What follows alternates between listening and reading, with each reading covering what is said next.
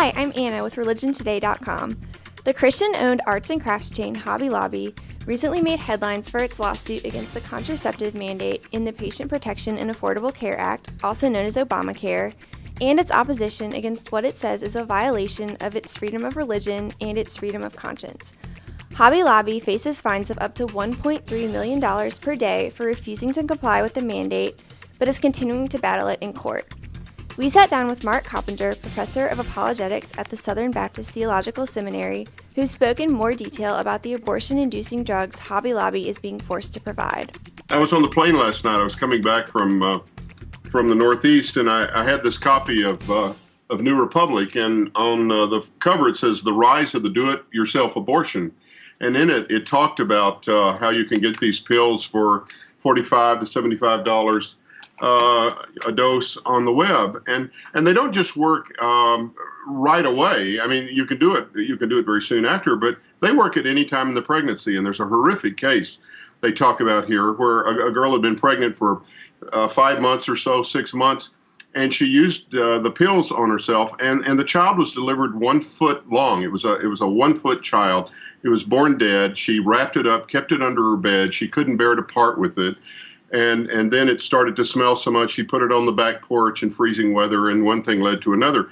Well, now they're trying to defend her. She's not a very good poster child for the freedom to use these things, but the very thing they're requiring Hobby Lobby to fund indirectly is the sort of thing that can kill a baby at any time in the term. And it's a horrendous sort of thing that ought to just shock all kinds of people. It's requiring payment for forced miscarriages. We also spoke with Owen Strahan, Executive Director of the Council on Biblical Manhood and Womanhood, on the question of what we as Christians can do. We need to first be informed, so we need to be aware of this issue. We need to be watching things like this interview. How nice. Synergy.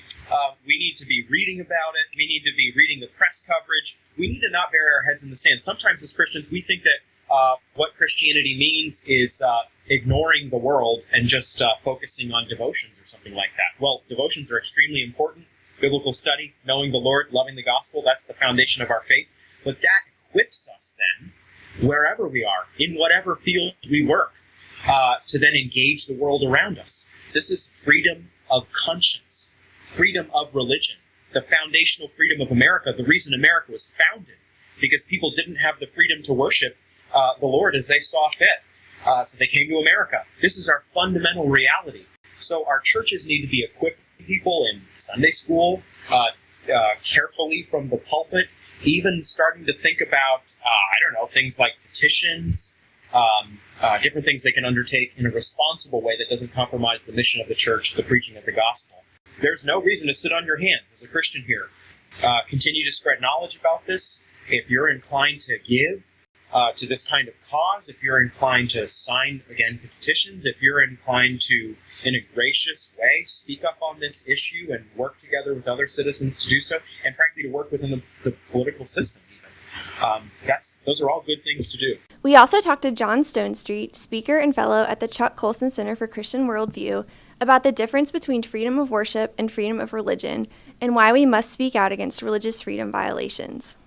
No country on the face of the earth has created more space for the proclamation and spread of the gospel than the United States, and part of that has been because God has really used America in this sense that we don't just have freedom of worship, we have freedom of religion.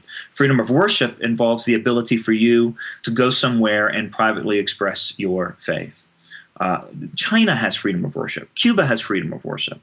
What they don't have, and what America does, is freedom of religion. And this is the ability to actually apply your convictions in the public square. And there's this idea that somehow if you stand for Christian morality, it gets in the way of the Christian gospel. It's the same God that gave us these moral ways that the world is, that gave us the gospel. And our inability publicly to talk about issues of truth and righteousness undermines the redemption of which the gospel, really is. So these things aren't opposed to each other. We need them both.